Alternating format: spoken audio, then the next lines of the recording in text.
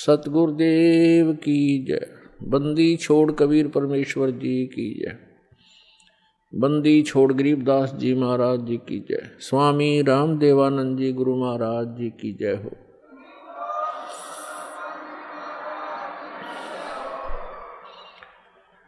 गरीब नमो नमो सतपुरुष को नमस्कार। गुरु की नहीं सुर नर मुनि जन साधुआं संतों सर्वसदी नहीं। सतगुरु साहेब संत सब डंडो तुम प्रणाम। आगे पीछे मत हुए तिनको जा कुर्बान। नराकार निर्विषम काल जाल भयभंजनम निर्लेपम निज निर्गुणम अकलनो बेसुंदनम। सोहम सुरति समाप्तम सकल समाना निरतलय उज्ज्वल हिरंबर हरदमम बेपरवा अथाह वार पार नहीं मध्यतम। गरीब दोष उमरै सिद्ध होई गणनायक गलताना। करो अनुग्रह सोई पारस पद परवाना।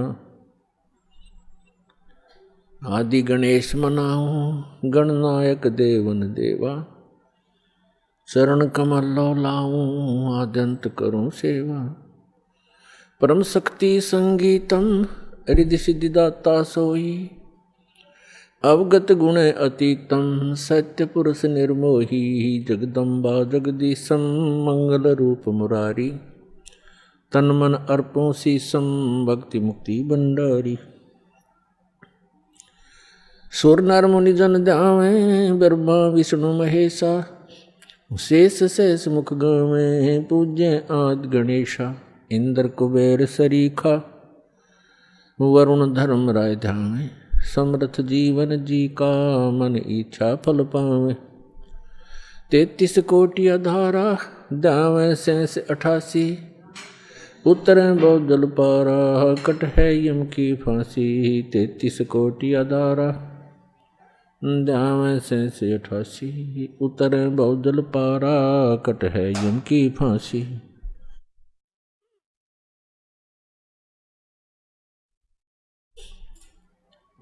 कर जोरूं विनती करूं धरूं चरण पर शीश। गुरु जी राम देवानंद जी महाराज ने दियो नाम बख्शीश।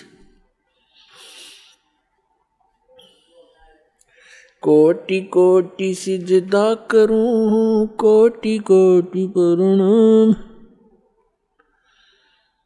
चरण कमल में राखियो मैं बांदी जाम गुलाम। कुत्ता हूँ गुरुदेव का रामपाल दास का नाम।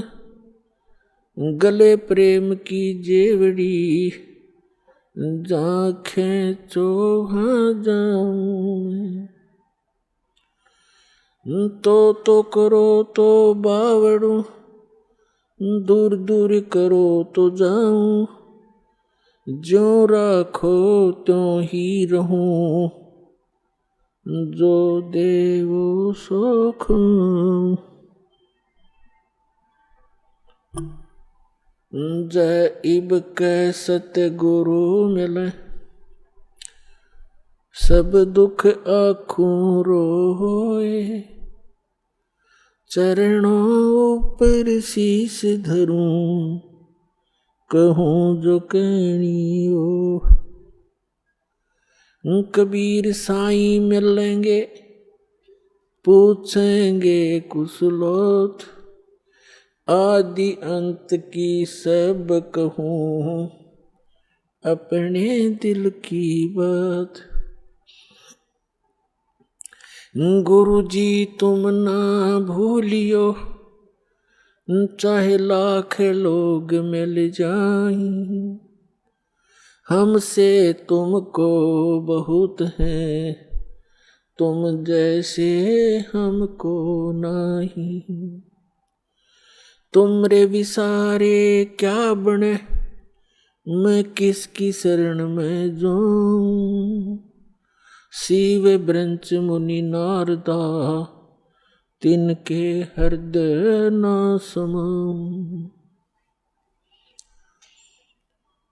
अवगुण किए तो बहुत किए, करते न मनी हारे, बावे बंदा बख्श दियो, बावे गर्दन तोर। अवगुण मेरे बाप जी, बख्शो गरीब नवाज, जो मैं पूत कुपूत हूँ, बोहड़े पिता को लाजी। मैं अपराधी जन्म का, नख सिक भरे विकार, तुम दाता दुख भंजना, मेरी करो संभार। सूरत करो मम साइया, हम हैं भवजल माही, आप ही बह जाओगे जो तुम न पकड़ोगे बाँ।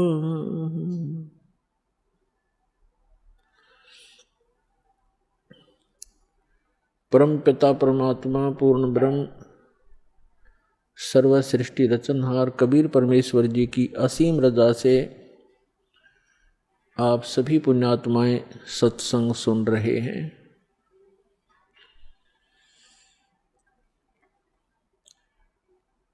सत्संग उन्हीं पुण्यात्माओं को प्राप्त होता है जिन पर परमेश्वर की असीम रजा होती है। परमेश्वर की असीम रजा किन पुण्यात्माओं पर होती है? जो पूर्व जन्म के भक्ति युक्त होते हैं। क्योंकि मनुष्य जीवन दो प्रकार से प्राप्त होता है। एक तो पूर्व जन्म के शुभ संस्कारों के आधार से प्राप्त होता है, दूसरा टर्न वाइज होता है। एक विधान है प्रभु का, परमात्मा का, कि प्रत्येक प्राणी को 84 लाख प्रकार के प्राणियों के जीवन में एक पूरा चक्कर लगा लेने के उपरांत एक मानव शरीर अवश्य प्राप्त होता है।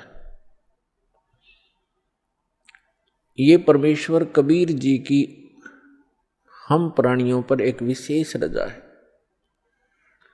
और जिस कारण से विवश होकर के इस काल ने हमें एक मनुष्य जीवन देना ही पड़ता है।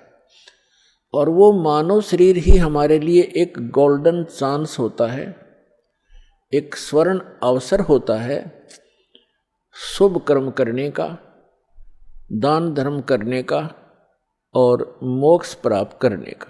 और मानव शरीर प्राप्त करके भी हम मोक्ष प्राप्ति नहीं करते तो भारी भूल है प्राणी की। उसका कारण क्या है? उसका कारण ये है कि जो मानव शरीर प्राप्त प्राणी जो पूर्व जन्म के संस्कार से मानव शरीर प्राप्त किए हुए हैं, वो परमात्मा की भक्ति के लिए अवश्य कहीं ना कहीं जुड़ जाते हैं। चाहे वो अपनी परंपरागत साधनाएं करें या कोई गुरु बना करके उसके बताए अनुसार भक्ति करें, वो भक्ति के बिना, भगवान के बिना वो रह नहीं सकते। चाहे वो दुख में सुमरन कर रहे हों, चाहे वो सुख में कर रहे हों। और दूसरी प्रकार के जो प्राणी होते हैं, टर्न वाइज, यानी नंबर 84 लाख योनियों में कष्ट उठा करके वो फिर मानव शरीर जो प्राप्त किए हुए होते हैं वो भक्ति नहीं करते। उनका स्वभाव पशुओं जैसा ही होता है, बकवाद करना, शराब पीना, मांस खाना, झगड़े करना, बेमतलब किसी के साथ खसना। जैसे पशु जा करके दूसरे को बेमतलब टक्कर मार देते हैं, झगड़े बढ़ जाते हैं, तो वो प्राणी उस टाइप के ही झगड़े करवाते हैं। शांति प्रिय घर में भी वो आग लगा देते हैं।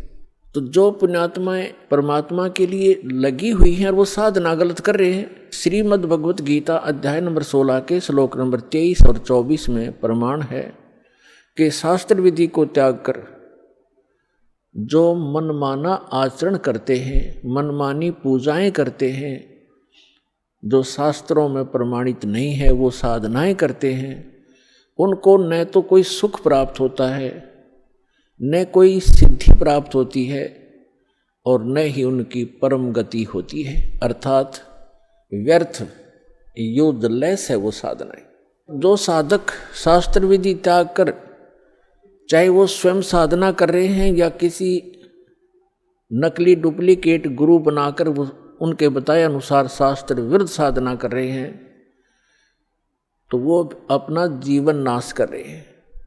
और जो सीधे ही 84 लाख योनियों से निकलकर मनुष्य शरीर प्राप्त करते हैं, वो तो भक्ति करते ही नहीं, उनका तो वैसे ही जीवन नाश हो ही रहा है। तो इसके लिए सत्संग की आवश्यकता पड़ती है, और सत्संग का अर्थ होता है यथार्थ अध्यात्म ज्ञान। और यथार्थ अध्यात्म ज्ञान केवल परमात्मा ही बता सकता है। अपने द्वारा रची हुई सृष्टि को वही बता सकता है। अन्य चाहे कोई ऋषि है, महर्षि है या देव है, वो केवल अटकलबाजी ही लगा सकता है। जैसे साइंटिस्ट हैं, ये पहले देव आत्माएं थी, उस शरीर को भोग कर ये मनुष्य शरीर में आ गए हैं। अब ये जो ट्राई कर रहे हैं, ये केवल अटकलबाजी ही लगा सकते हैं, परमात्मा के विधान को ये जान नहीं सकते।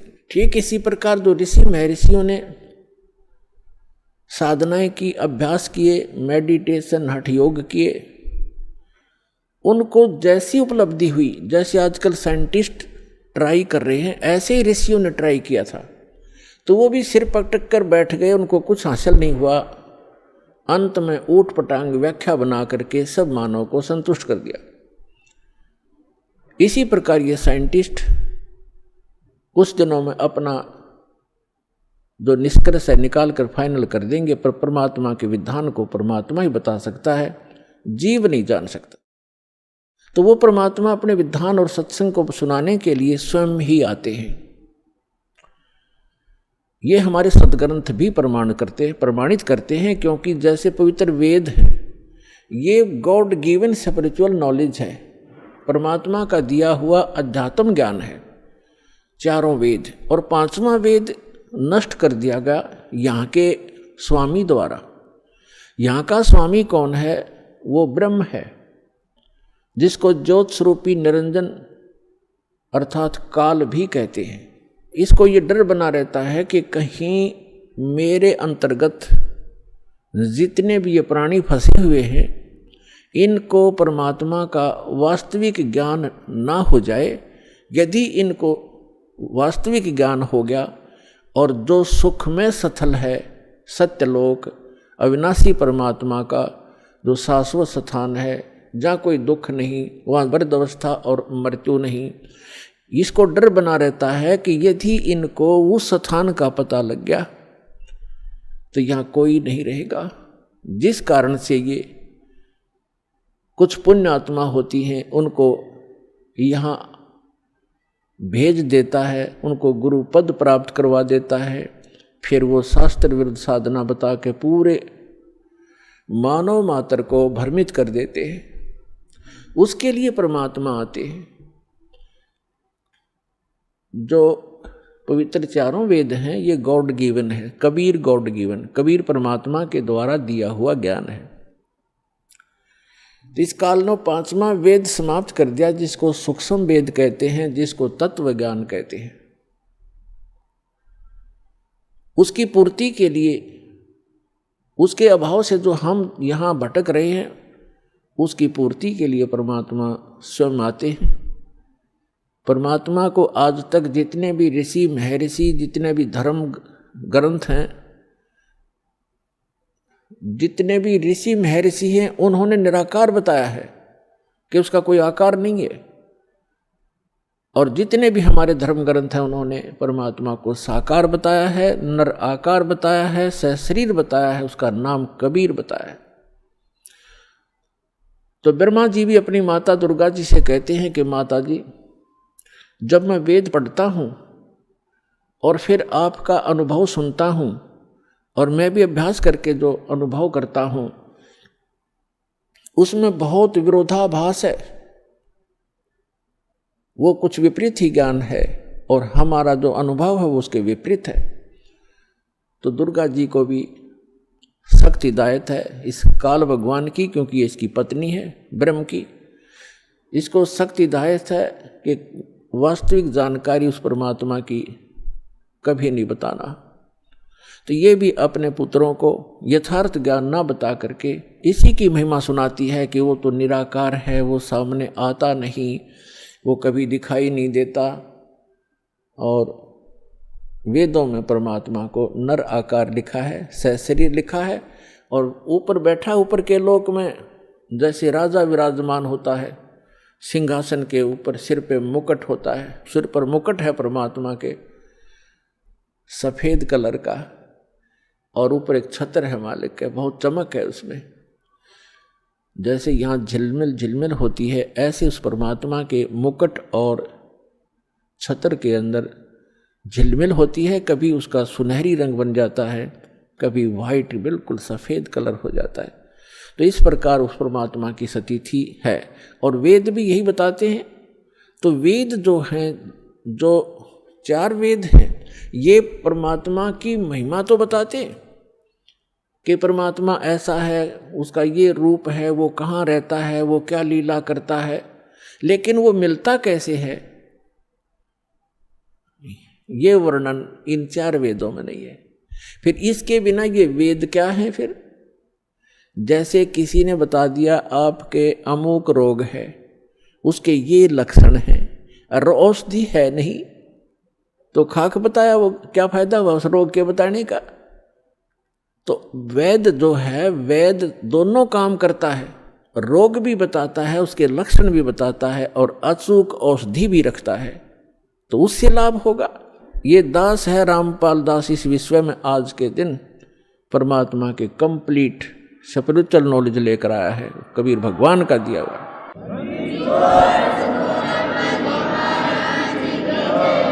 और परमात्मा स्वयं आते हैं, वो ज्ञान देते हैं। जैसे ऋग्वेद मंडल नंबर 9 सूक्त नंबर 86 के 86 के मंत्र 26 और 27 में, ऋग्वेद मंडल नंबर 9 सूक्त 54 के मंत्र 3 में, ऋग्वेद मंडल नंबर 9 सूक्त 82 के 82 के मंत्र नंबर 1, 2, 3 में, ऋग्वेद मंडल नंबर 9 सूक्त 94 के मंत्र 1 में, ऋग्वेद मंडल नंबर 9 सूक्त 95 के मंत्र 2 में, ऋग्वेद मंडल नंबर 9 और सूक्त 20 मंत्र 1 में, ऋग्वेद मंडल नंबर 9 सूक्त 1 मंत्र 8 और 9 में, ऋग्वेद मंडल नंबर 9 सूक्त 96 यानी 96 के मंत्र 16 से लेकर 20 में, और भी अनेक स्थानों पर ये स्पष्ट किया हुआ वेदों में कि वो परमात्मा ऊपर के लोकों में रहता है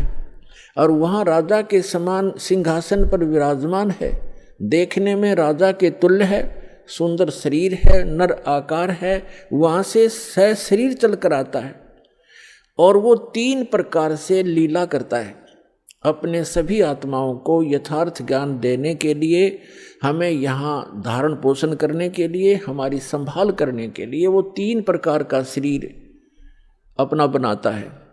एक रूप में परमात्मा स्थायी रहते हैं ऊपर के लोक में, सबसे ऊपर के स्थान पर एक बहुत बड़ा गुम्बद है मंदिर नुमा, और उसके सेंटर में परमात्मा का तख्त है। तख्त मीन सिंहासन, जैसे कहा करते ना दिल्ली के तख्त पर बाबर बैठा इतने सन में, तख्त मीन सिंहासन पर। तो वो बीच में बैठे परमात्मा सिंहासन पर, और सिर पर छत्र है जैसे आप ऊपर देख रहे हैं, और सिर पे मुकुट है परमात्मा के, देखने में राजा के समान है परमात्मा। वहाँ से तो एक प्रकार वहाँ उस शरीर में है, और उन परमात्मा का नर आकार है, मनुष्य सदृश है वो।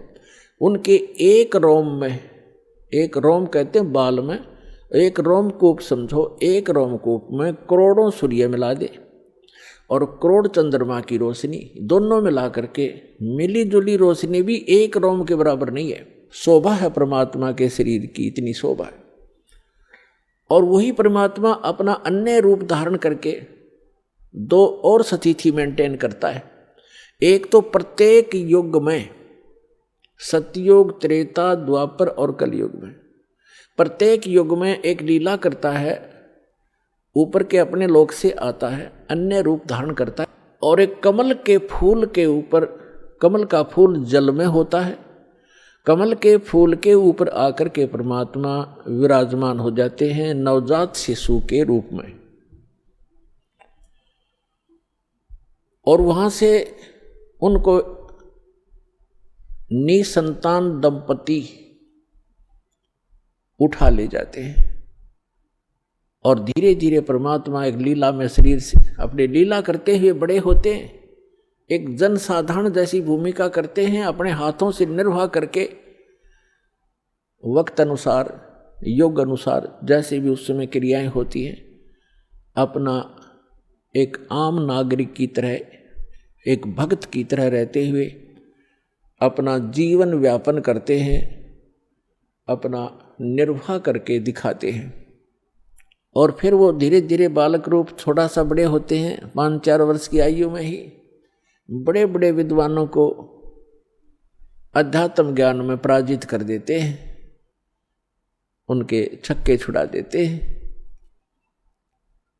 फिर वो बड़े होकर के तत्वदर्शी संत कहलाते हैं, अपनी महिमा आप ही बताते हैं। अपनी महिमा को वो लोकोक्तियों के माध्यम से, दोहों के माध्यम से और शब्दावली के माध्यम से, यानी पद्य भाग में सुनाते हैं, जिस कारण से वे एक कवियों में से भी एक प्रसिद्ध कवि की पदवी प्राप्त करते हैं, लेकिन वो होते हैं परमात्मा। क्योंकि कवियों के ज्ञान में, उस ज्ञान से पता चलता है, कवि अपने स्तर की केवल एक पोइम बना सकते हैं, अध्यात्म ज्ञान नहीं बता सकते। और कबीर परमात्मा को कवि कहने लगे हम अज्ञानता से। उन्होंने जो ज्ञान दिया है वो 4 वेद, 18 पुराण, 6 शास्त्र, महाभारत, श्रीमद् भगवद गीता, कुरान और पुराण बाइबल, इन सभी का एक मिला जुला ज्ञान है। जो उनके अंदर ज्ञान है वो तो ज्ञान इसमें है ही है, परमात्मा के द्वारा दिए ज्ञान में। जो उनके अंदर ज्ञान उपलब्ध नहीं है, जो भक्ति विधि नहीं है और वो तत्व ज्ञान नहीं, वो भी बता रखा है। तो वो परमात्मा थे, भले ही हम उनको कवि कहने लगे। तो जिस प्रकार परमात्मा दूसरी प्रकार की जो स्थिति है, प्रत्येक युग में एक बालक रूप धारण करते हैं, धीरे धीरे बड़े होते हैं। तो उस समय जब वो बालक रूप में प्रकट होते हैं, ये भी एक उन भगवान के पहचानने के लक्षण हैं कि वो बचपन में किसी माँ का दूध नहीं पीते, कंवारी गायों का दूध पीते हैं। तो कंवारी गायों के दूध से उनके परवरिश की लीला होती है। ये वेद बताते हैं। ऋग्वेद मंडल नंबर 9, सूक्त नंबर 1, मंत्र 8 और 9 में ये दोनों प्रमाण हैं। 3 प्रकार की शरीर परमात्मा धारण करते हैं और नवजात शिशु रूप में जब प्रकट होते हैं उस समय उनकी परवरिश की लीला कंवारी गायों से होती है। और परमात्मा कबीर जी ने 600 वर्ष पहले जब वो आए थे, ये लीला की थी, उन्होंने यही लीला की थी। 25 दिन के हो गए थे, कुछ आहार किया नहीं, माता पिता चिंतित हो गए। तब भगवान शिव आए शिवपुरी से, कबीर परमात्मा के आदेश से, क्योंकि यहाँ के जैसे एक प्रांत के मंत्री होते हैं,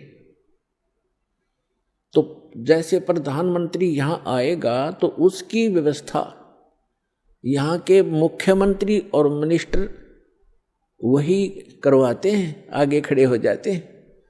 तो इस प्रकार ये यहाँ के मंत्री हैं। श्री ब्रह्मा जी रजोगुण विभाग के, श्री विष्णु जी सतोगुण विभाग के और श्री शिव जी ये तमोगुण विभाग के।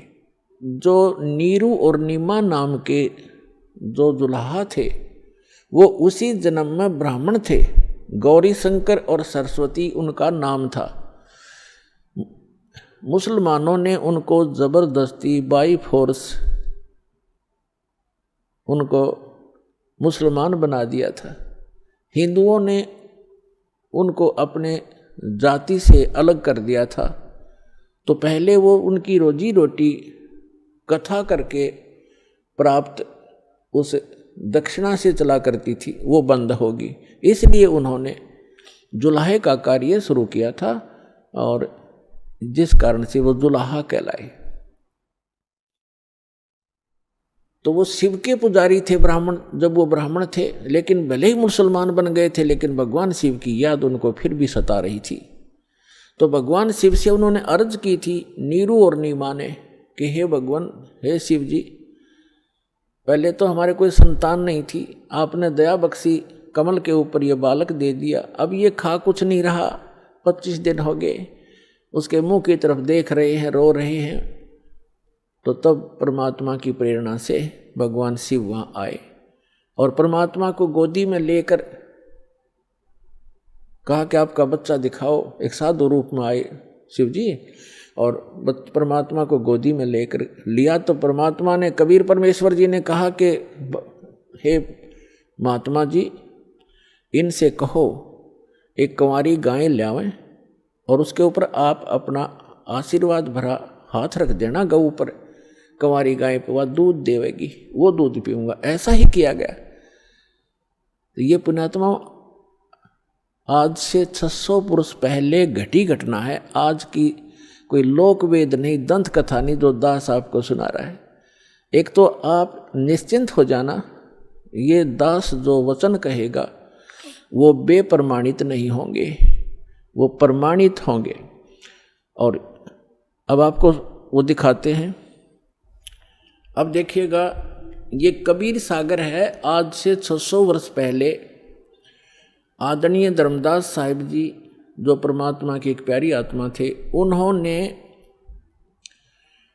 लिखा था जो भी घटना भगवान के साथ घटी थी, जो परमात्मा ने उनको बताई, सृष्टि रचना और कैसे कैसे अपनी लीला परवरिश की सारी बताई, वो उस समय लिखी गई थी 600 वर्ष पहले। और आज हमारे सदग्रंथ कबीर सागर के अंदर आपको प्रमाणित करते हैं। देखिएगा, ये कबीर सागर संपूर्ण 11 भाग, खेमरा श्री कृष्ण दास प्रकाशन, मुंबई। ये देखिएगा, ये कबीर पंथियों का ही प्रकाशित है। कबीर पंथी भारत पथिक स्वामी युगलानंद बिहारी द्वारा प्रस्कृत। मुद्रक एवं प्रकाशक हैं खेमराज कृष्णदास, अध्यक्ष श्री वेंकटेश्वर प्रेस, खेमराज श्री कृष्णदास मार्ग, मुंबई। ये ऐसे ठीक है। अब इसके हम आपको ले चलते हैं 74 पृष्ठ पे। जैसे थोड़ा मौखिक बताते हैं कि परमात्मा नवजात शिशु रूप धार करके कमल के फूल पर प्रकट हुए थे। नीरू और नीमा ये 2 जुलाहा थे, दंपति थे, पति पत्नी थे। नीरू पति का नाम, नीमा उसकी पत्नी का। तो अब जब बच्चे ने कुछ खाया पिया नहीं कुछ दिन तक, तब रामानंद जी के पास वो नीरू गया, क्योंकि साधु संतों से ही ऐसी कोई दिक्कत होती है, उनसे सलाह लेते हैं। तो स्वामी रामानंद जी एक बड़े महापुरुष, विद्वान पुरुष माने जाते थे, वेदों, गीता और पुराणों के, और बहुत सुप्रसिद्ध महात्मा महर्षि कहलाते थे, पंडित जी थे। पंडित जी उस समय जो ब्राह्मण गुरु होते थे, वो अन्य जाति वालों को शिष्य तो नहीं बनाते थे, लेकिन उनको जंतर मंत्र अवश्य बताते थे। अब देखिएगा, ये कबीर सागर है, इसके 74 पृष्ठ पर ज्ञान सागर, ये ब्रैकेट के अंदर जो पृष्ठ है ये 74 पृष्ठ, और ये ज्ञान सागर नामक एक चैप्टर है। अब लिखा है, सुन जुल्हा मन भयो आनंदा, जिमी चकोर पाया निश्चंदा। यानी वो जुल्हा परमात्मा को पाकर ऐसे खुश हो गया जैसे चकोर पक्षी चांद को देखकर होता है। ले सुध चले हर्ष मन कीना, अर्थासो पुन असबोल ही लीना। सुत काशी को ले चले लोग देखण ते आव, अन्न पानी भक्षय नहीं, भखे नहीं, अन्न पानी खावे नहीं, जुल्हा शोक मनावे। अब जब परमात्मा को नीरू और नीमा लेकर आ गए, ऐसा सुंदर शरीर था परमात्मा का कि कोई बच्चा उन जैसा खूबसूरत नहीं था, जिस कारण से आसपास के नगरी के सभी लोग उसको देखने के लिए आने लगे। और नीरू और नीमा को चिंता बनी हुई थी कि बालक कुछ खा नहीं रहा, ये कुछ दिन का ही मेहमान है, वो इससे दुखी थे। देखिएगा, सुत काशी को ले चले, लोग देखण ते आव, अन्न पानी भक्षय नहीं, दुल्हा शोक मनावे। कुछ खा नहीं रहा इसलिए दुल्हा दुखी हो रहा था। तब दुल्हा मन कीन दीवाना, रामानंद सो कही उत्पाना। स्वामी रामानंद जी के पास जाकर सारा कुछ कहानी बताई। मैं सुत पायो बड़ा गुणवंता, कारण कौन बखे नहीं संता। कि हे महात्मा जी क्या कारण है, वो कुछ खा नहीं रहा। रामानंद ध्यान तब धारा, दुल्हा सो तब वचन उचारा। ये बात कही दुल्हाए को, पूर्व जन्म में ते ब्राह्मण जाति, और हर सेवा की नहीं बलबाती। कुछ तब सेवा हर की चूका, ताते भयो दुल्हा का रूपा। प्रीति प्रभु गह तोर लेनी, ताते उद्धान में सुत तो दीना। तो पिछले जन्म में ब्राह्मण था, तो कोई भगवान की भक्ति भूल गया, कोई चूक पड़ गई तेरे ते, जिस कारण से तू ब्राह्मण से दुल्हा बन गया। और तेरी उस प्रीति को देखकर भगवान ने आपको जंगल में ये पुत्र दे दिया। प्रीति प्रभु गह तोर लीना, ताते उद्धान में तो सुत तो दीना। अब ये नूरी नहीं है, नीरू है, ये मिसप्रिंट है कई जगह। हे प्रभु जस किन्हो तस पायो।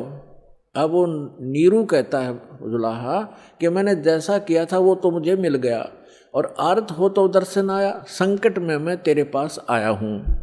असो कहिए उपाय गुसाई, बालक अक्सुदावंत कुछ खाई।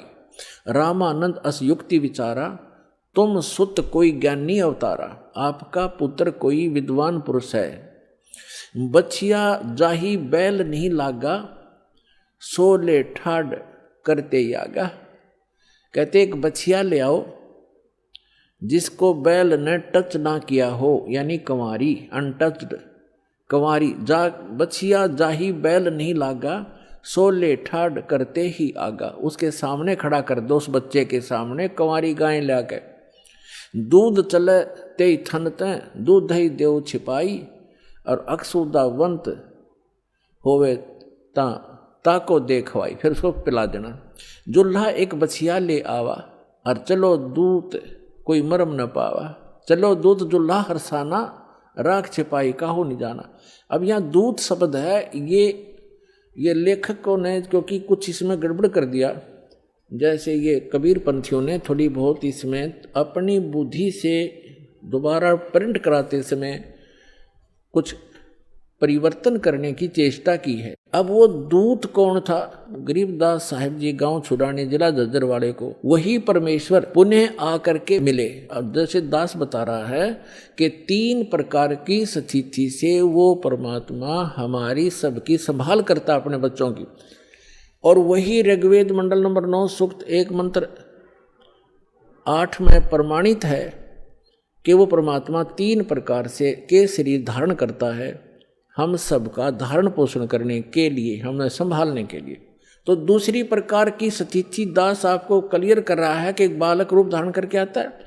और तीसरी प्रकार की स्थिति में वो परमात्मा जहाँ चाहे कभी भी किसी साधु महात्मा संत के रूप में प्रकट होकर अपनी प्यारी आत्माओं को, अच्छी आत्माओं को मिलकर उनको तत्व ज्ञान से परिचित कराते हैं। और अपने आप भगवान को भगवान सिद्ध कराने के लिए, क्योंकि काल ने ज्ञान मिथ्या कर दिया होता है, अध्यात्म ज्ञान को नष्ट कर दिया होता है, इसलिए अपने साक्षी तैयार करता है, उन महापुरुषों को सतलोक ले जाता है, वापस छोड़ता है।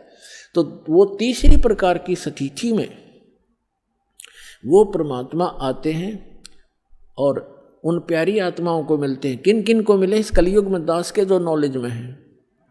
आदरणीय धर्मदास साहिब जी को, आदरणीय मुल्कदास साहिब जी को, आदरणीय दादू साहिब जी को, आदरणीय नानक साहिब जी को, जो सिख धर्म के प्रवर्तक हैं, उनको जो परमात्मा आकर मिले हैं, जो सतपुरुष आकर मिले हैं सतलोक से, जो वहाँ जहाँ वो रहते हैं वहाँ से चल कर आते हैं, सीधे साधु रूप धारण कर लेते हैं, जिंदा महात्मा का रूप बना लेते हैं। आदरणीय गरीबदास साहिब जी को गांव छुड़ानी जिला ददर हरियाणा वाले को, आदरणीय गीसा दास साहिब जी गांव खेखड़ा जिला मेरठ उत्तर प्रदेश वाले को, इन महापुरुषों में से परमात्मा ने आदरणीय गरीबदास साहिब जी को पुनः वो कंप्लीट स्पिरिचुअल नॉलेज दिया है। किस लिए? कि काल ने कहा था कि जब तक कलयुग निकट आवेगा आपका समय 5500 वर्ष, तब तक मैं सभी आपके नाम से 12 तो कबीर पंथ चलाऊंगा और अनेक पंथ चलाऊंगा जो आपके ज्ञान को मिथ्या कर देंगे। इसलिए परमात्मा ने आदरणीय गरीबदास साहिब जी को सचखंड ले जाकर अपने से परिचित कराकर और कंप्लीट स्पिरिचुअल नॉलेज, संपूर्ण अध्यात्म ज्ञान उनके अंदर फीड कर दिया। उस पुण्यात्मा ने गरीबदास साहिब जी ने अपने मुख कमल से बोल बोल के वो लिखवाया। उसमें लिखा है कि शिव उतरे शिवपुरी से अवगत बदन विनोद, और मैक के कमल और लिया ईस को गोद, अन ब्यावर को दूहत है, कंवारी को दूहत है, दूध दिया तत्काल, और पीवे कबीर ब्रह्म गति ता शिव भय दयाल। यानी शिव जी आए थे शिवलोक से एक साधु रूप बना के, और तब उन्होंने उस कंवारी गाय की कमर पर हाथ रखा था। परमेश्वर के आदेशानुसार नवजात शिशु रूप में परमात्मा उनके गोदी में थे, और तब वो दूध निकलना शुरू हुआ था कंवारी गाय के उसके थनों से। एक कोरा बर्तन लाया गया था कुम्हार के साफ, उसमें वो दूध आया था। वो सतलोक से आता है कंवारी गायों में दूध परमात्मा का, उसके अपने निज लोक से आता है। कहता है इस नकली लोक से क्या खाऊं मैं, ये आप पे भिखारी बने फिरें। तो सतलोक से आता था उस परम पिता का दूध, गौ जो सब पशुओं में पवित्र है, तो वो दूध परमात्मा पिया करते थे। तो वो दूध आया, फिर वो दूध चला गया, यानी वो महात्मा चले गए परमात्मा के, 3 लोक के भगवान और एक साधु संत रूप में आए थे, वो चले गए। तो ये बाकी वर्णन वो है, ये मिसगाइडेड पता नहीं। तो यहाँ पर इन्होंने रामानंद जी से जोड़ दिया। साधु संतों के पास अवश्य जाते हैं महापुरुष, दुखी व्यक्ति जाते महापुरुषों के पास। उन्होंने जो जंतर मंत्र बताया वो बताया कि तेरा पुत्र जो है ये आम व्यक्ति, आम बच्चा नहीं है, ये कोई महाविद्वान पुरुष है, और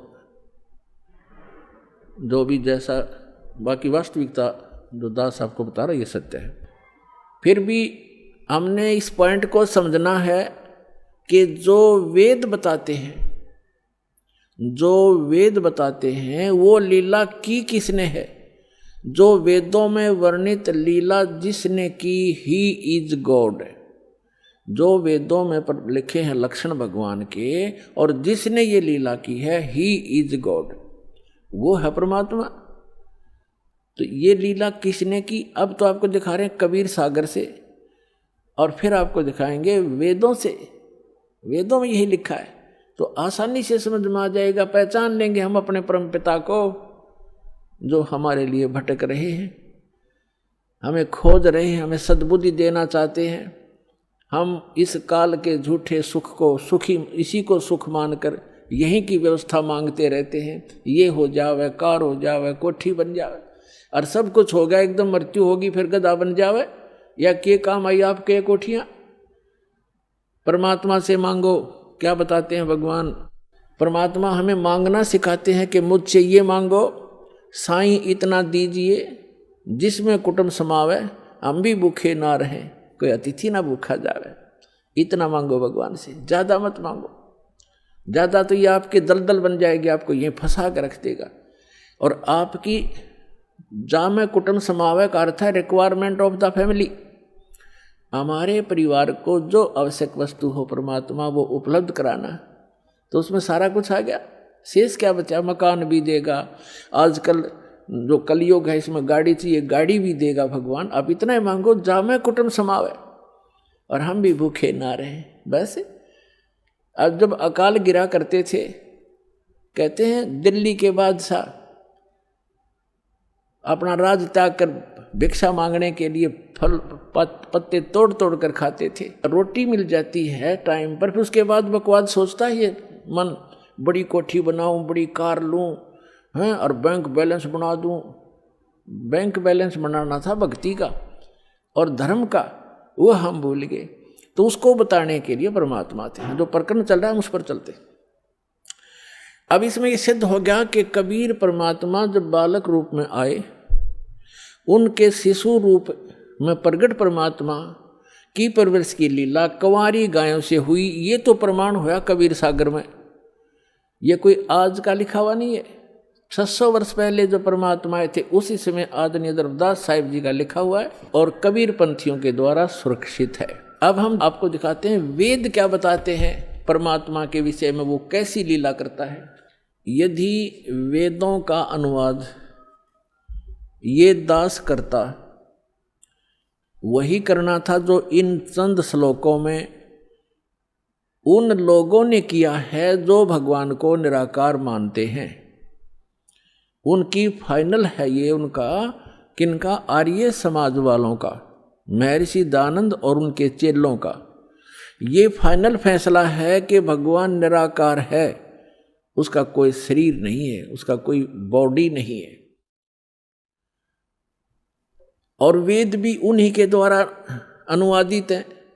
ये चंद श्लोकों में परमात्मा ने उनकी दुर्बुद्धि पर पत्थर डाल दिए और एजिटिज अनुवाद करवा दिया जो वेद का होना चाहिए था। थोड़ा बहुत उन्होंने गड़बड़ी की है, वो आप बुद्धिमान समाज आसानी से समझ सकता है। परमात्मा के द्वारा दिए गए तत्व ज्ञान से उसको आसानी से समझ सकते। तो देख कमाल की बात है, आपके ऊपर रहम है दाता का कि उन्हीं के द्वारा अनुवादित में ये स्पष्ट है कि परमात्मा मनुष्य सदृश है, वहाँ से चल कर आता है और वो एक पुण्य आत्माओं को मिलता है, अच्छी आत्माओं को मिलता है। और किस लिए मिलता है? उनको उपदेश देता है, उनको तत्व ज्ञान सुनाता है। और वो क्या लीला करता है ये देखिएगा। अब ये आर्य प्रतिनिधि सभा यानी महर्षि दयानंद के चेलों द्वारा अनुवादित है, जो भगवान को निराकार मानते हैं।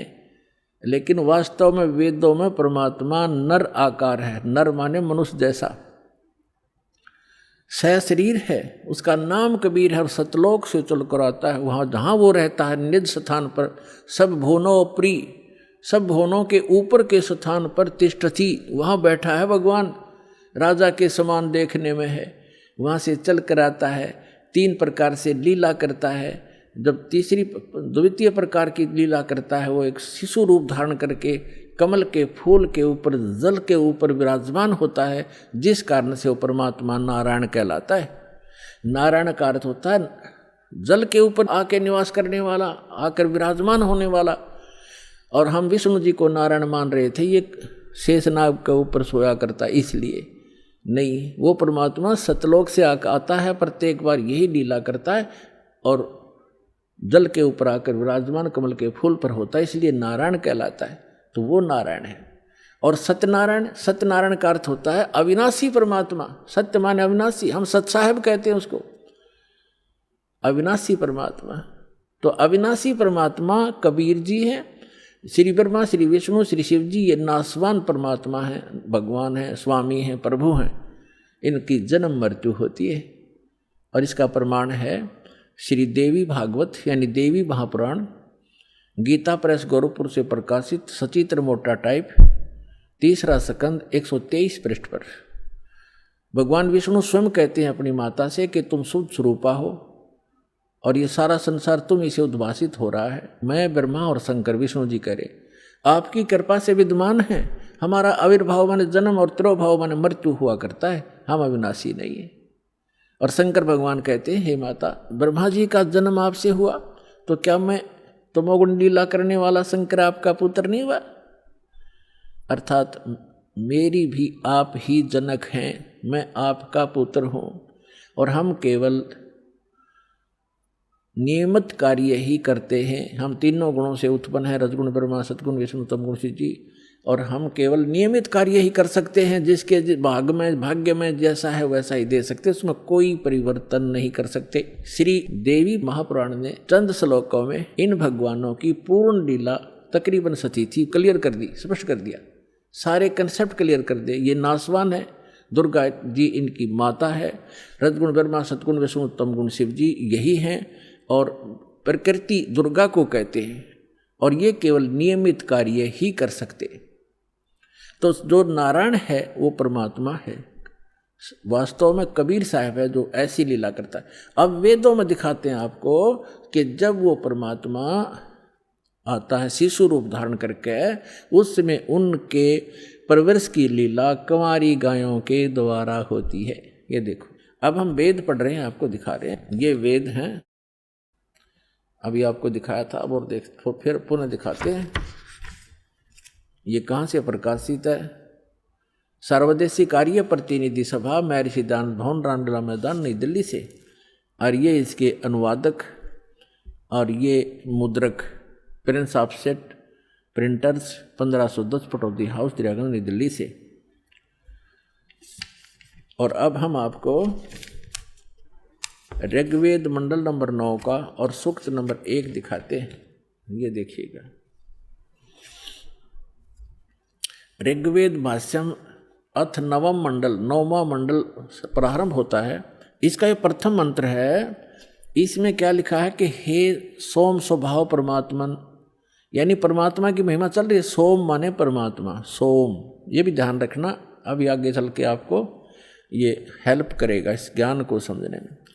ये 1 नंबर मंत्र, मंडल नंबर 9 सूक्त नंबर 1 का अब मंत्र नंबर हम दूसरा पढ़ रहे हैं। इसमें है हे परमात्मन आप, है ना, परमात्मा की महिमा चल रही है, ये ध्यान रखना। अब तीसरे मंत्र में हे परमात्मन, चौथे मंत्र में हे परमात्मन आप, है ना, महिमा भगवान की, और 5वें मंत्र में हे परमात्मन आप, यानी परमात्मा की महिमा चल रही है। अब छठे मंत्र में मंडल नंबर 9 सूक्त 1 मंत्र 6, हे परमात्मन, है परमात्मा की महिमा। और अब यहाँ 7वें और 8वें में इनका याद आ गया महर्षि के चेल्यां के। अब यदि हम यहाँ परमात्मा लिख देंगे, आगे परमात्मा को की महिमा है कि वो बालक रूप धारण करके आता है, 3 प्रकार के शरीर धारण करता है, तो जनता के समझ में ना आ जावे कि भगवान नर आकार है। तो यहाँ इन्होंने परमात्मा ना लिख के पुरुष लिख दिया। ये देखिएगा, ऋग्वेद मंडल नंबर 9 सूक्त 1 और मंत्र नंबर 7। इसमें 6 तक तो उस हे परमात्मा लिखते आ रहे हैं, 6 तक तो।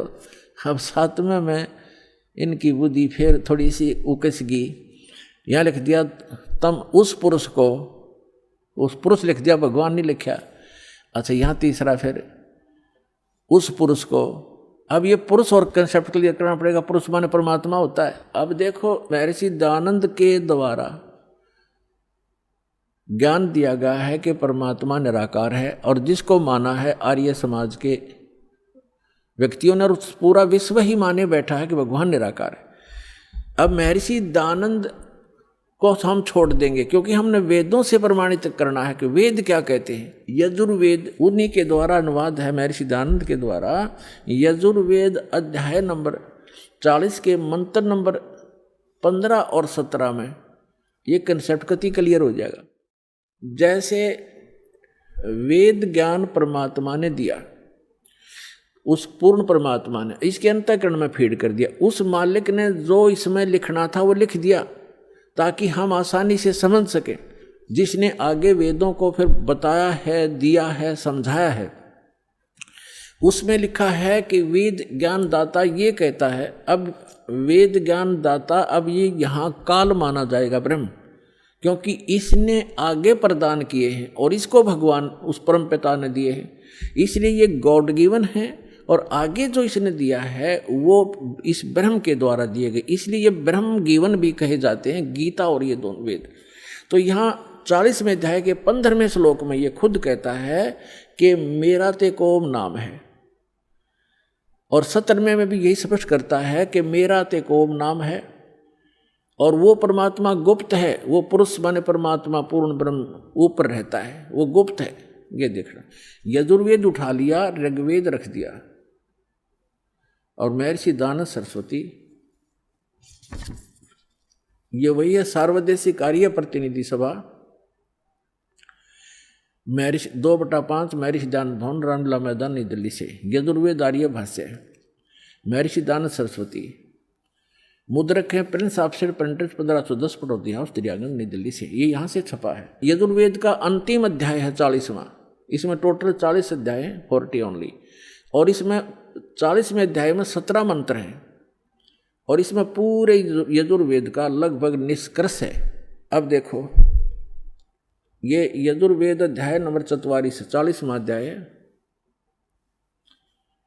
40वें अध्याय का ये 15वें मंत्र में वेद ज्ञान दाता कहता है कि वायु अनिलम अमृतम अथिदम भस्मांतम शरीरम ओम करतो समर किलबे समर करतुम समर।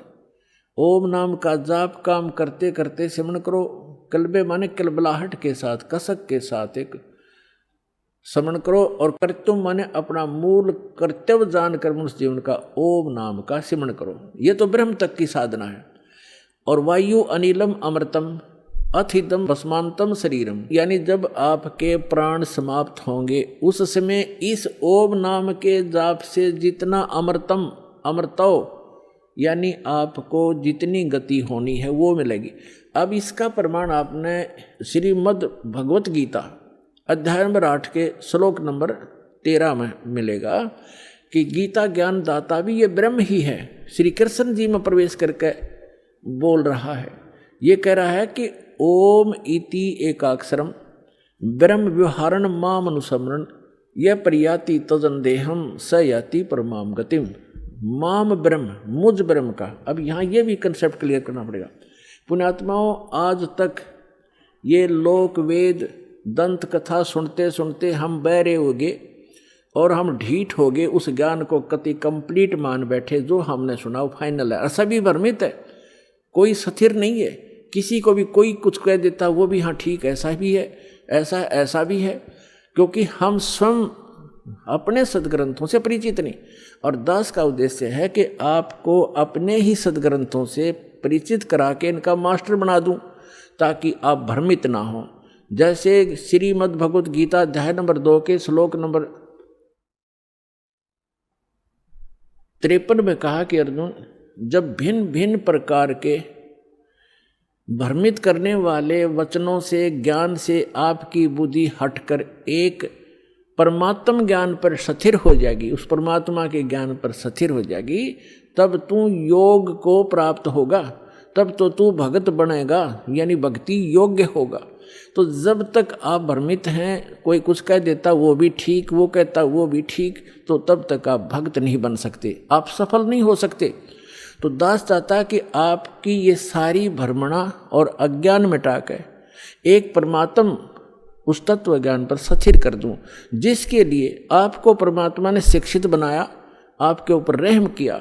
और दूसरा रहम ये किया कि ये इंस्ट्रूमेंट, ये उपकरण बनवा दिए इलेक्ट्रॉनिक, ये प्रोजेक्टर, सीडी, टेलीविज़न मीडिया, जो इलेक्ट्रॉनिक मीडिया, ये आपके लिए तैयार करवाया परमात्मा ने कि आज घर बैठे आप सत्संग समझ सकते हो, वेदों को जान सकते हो, और सभी सदग्रंथों को आप समझ सकते हो। और जब तक आप स्वयं अपनी आँखों से सदग्रंथों को नहीं देखोगे, नहीं जानोगे, तो ये काल के जितने भी भ्रमित करने वाले संत भेजे गए हैं, ये आपको ऐसे ही मिसगाइड करके उद्देश्य से वंचित कर देंगे। तो अब दास चाहता है कि इनकी दाल नहीं गलेगी। आप शिक्षित हैं, बेटा बेटी भाई बहन सब शिक्षित हैं, और सदग्रंथ हमारे पास है। तो अब एक ये समझो कि आपका जीवन का उद्देश्य क्या है, ये समझ में आओगा सत्संग से। जीवन, मनुष्य जीवन का उद्देश्य केवल मोक्ष कराना है, या कोठी बनाना, बंगले बनाना, कार खरीद कर रख देना, ये नहीं है।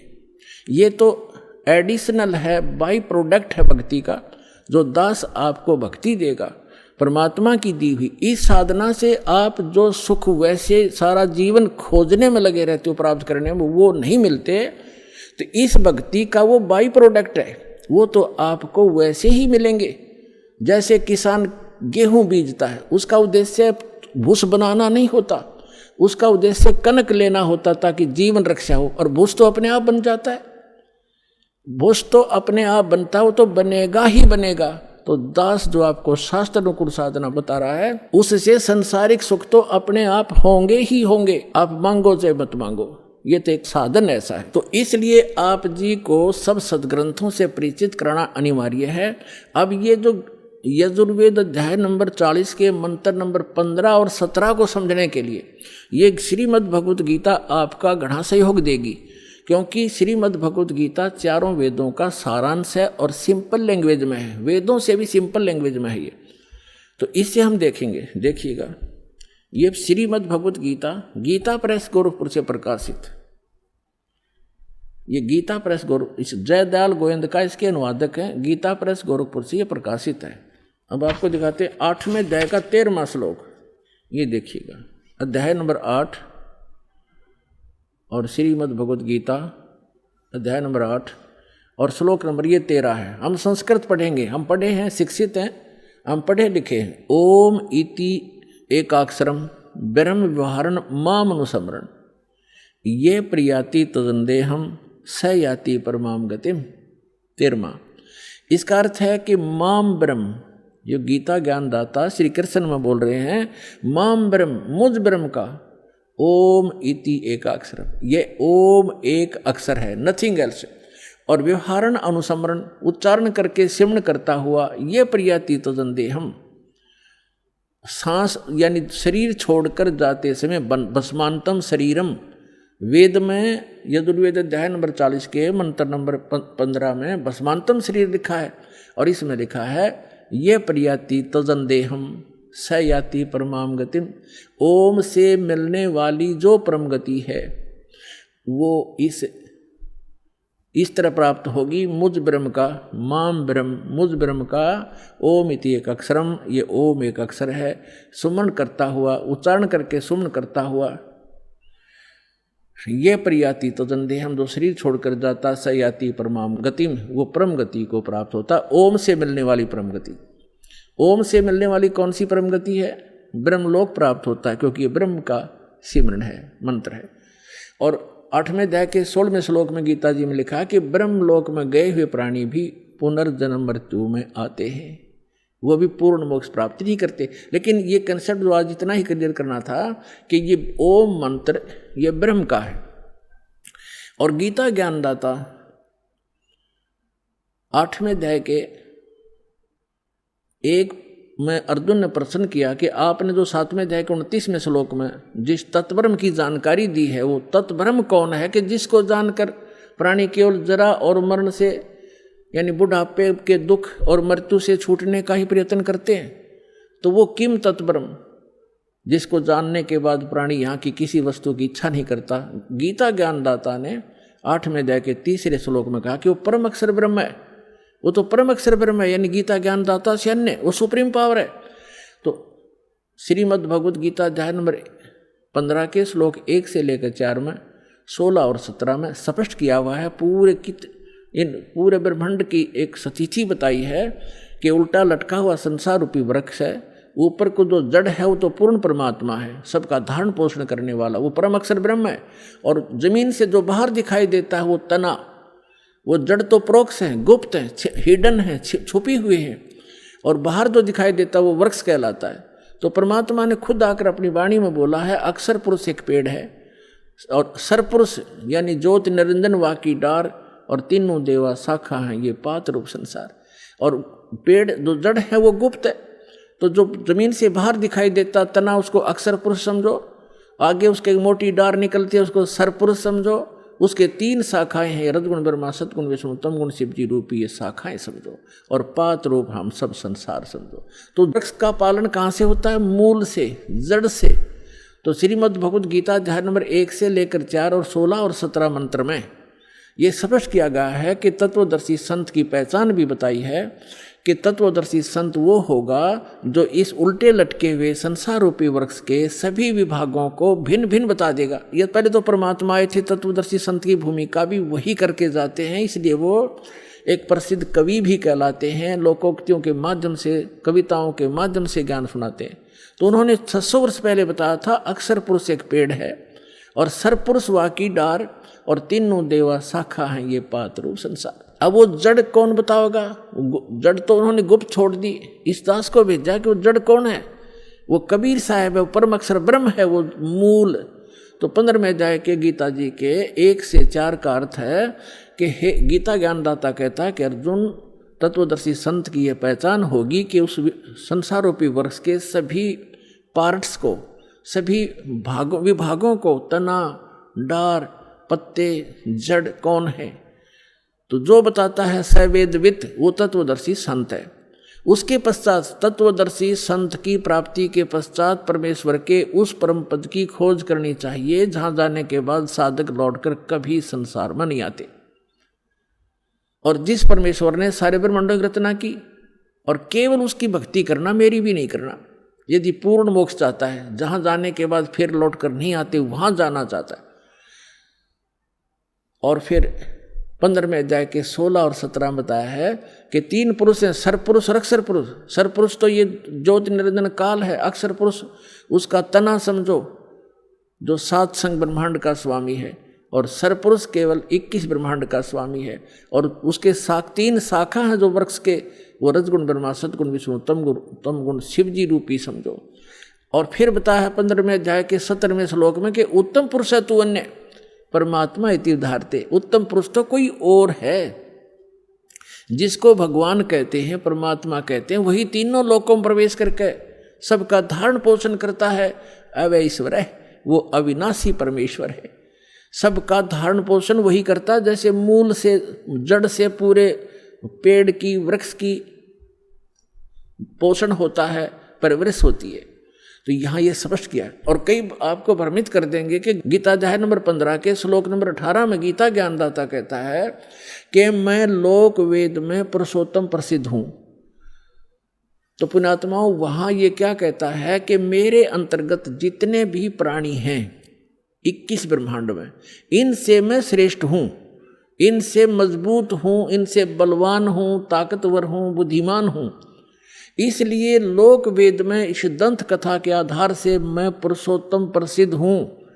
आई एम नॉट पुरुषोत्तम, क्योंकि उसने तो 15वें अध्याय के 17वें श्लोक में स्पष्ट कर दिया कि पुरुषोत्तम तो कोई और है। उत्तम पुरुष है तू अन्य परमात्मा इति उदाहरते।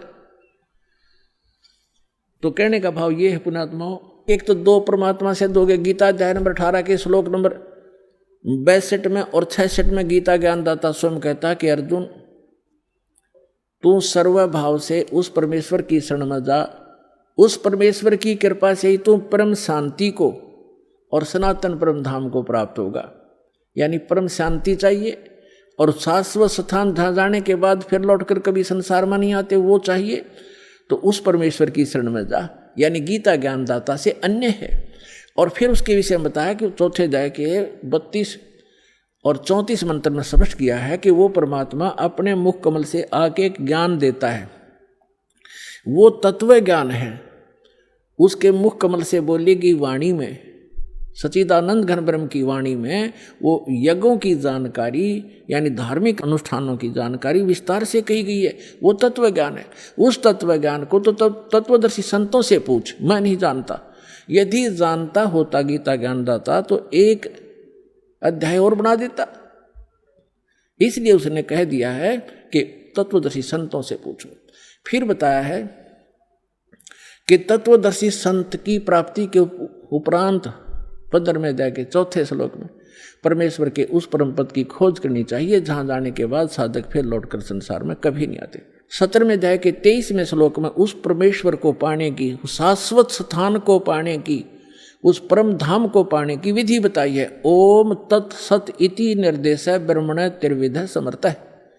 उस सच्चिदानंद घन ब्रह्म के पाने का इस 3 मंत्र के जाप का निर्देश है, फाइनल फैसला है, नथिंग एल्स। तो ये गीता ज्ञानदाता ने अपना नाम तो ओम स्पष्ट कर ही दिया, तत् और सत ये सांकेतिक हैं, ये तत्वदर्शी संत के लिए छोड़ दिए। तो वो तत्वदर्शी संत ये रामपाल दास सतलोक आश्रम बरवाला जिला हिसार में है। इसके पास वो कंप्लीट कोर्स है। तत् और सत ये सांकेतिक हैं। तत् ये सरपुरुष का मंत्र है, ये अन्य मंत्र है, तत् नहीं है, अन्य मंत्र है। और सत ये परम अक्षर ब्रह्म का मंत्र है, जाप है, वो अन्य मंत्र है। उसको सार शब्द भी कहते हैं, सार नाम भी कहते हैं, आदि नाम भी कहते हैं। तो ये कंप्लीट कोर्स है उस परमेश्वर के पाने का।